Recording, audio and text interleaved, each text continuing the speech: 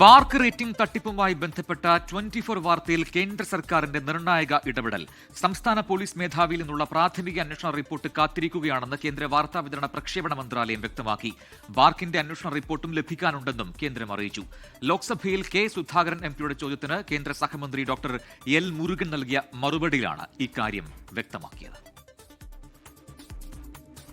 BARC റേറ്റിംഗിൽ അട്ടിമറി നടത്താൻ കേരളത്തിലെ ഒരു ചാനലുടമയും ബാർക്ക് ജീവനക്കാരനും തമ്മിൽ നടത്തിയ ഇടപാട് പുറത്തുകൊണ്ടുവന്ന 24ന്റെ ഓപ്പറേഷൻ സത്യയിലാണ് കേന്ദ്ര സർക്കാരിന്റെ നിർണായക ഇടപെടൽ. ബാർക്ക് തട്ടിപ്പ് സംബന്ധിച്ച 24 വാർത്ത ശ്രദ്ധയിൽപ്പെട്ടു. സംഭവത്തിൽ അന്വേഷണത്തിനായി കേരള പോലീസ് പ്രത്യേക അന്വേഷണ സംഘത്തെ രൂപീകരിച്ചിട്ടുണ്ട്. DGPയുടെ പ്രാഥമിക റിപ്പോർട്ട് കാത്തിരിക്കുകയാണെന്നും കേന്ദ്ര സർക്കാർ അറിയിച്ചു. സ്വതന്ത്ര ഏജൻസിയെ ഉപയോഗിച്ച് ബാർക്ക് ഫോറൻസിക് അന്വേഷണം ആരംഭിച്ചിട്ടുണ്ടെന്നും ബാർക്കിന്റെ റിപ്പോർട്ടിനായി കാത്തിരിക്കുകയാണെന്നും കേന്ദ്ര വാർത്താവിതരണ പ്രക്ഷേപണ മന്ത്രാലയം വ്യക്തമാക്കി. കെ സുധാകരൻ എംപിയുടെ ചോദ്യത്തിന് കേന്ദ്ര വാർത്താവിതരണ പ്രക്ഷേപണ സഹമന്ത്രി ഡോക്ടർ എൽ മുരുകൻ രേഖാമൂലം നൽകിയ മറുപടിയിലാണ് ഇക്കാര്യം വ്യക്തമാക്കുന്നത്.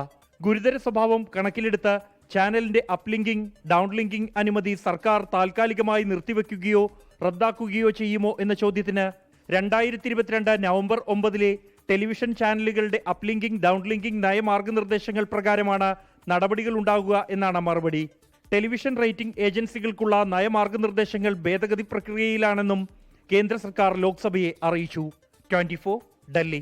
ലോകത്തെവിടെയായാലും ഏത് സമയത്തും 24 വാർത്തകളും ഓഗ്മെന്റഡ് റിയാലിറ്റി പാക്കേജുകളും എക്സ്പ്ലെയിനറുകളും വിശദമായി കാണാൻ ഞങ്ങളുടെ യൂട്യൂബ് ചാനൽ നിങ്ങൾക്ക് സബ്സ്ക്രൈബ് ചെയ്യാം.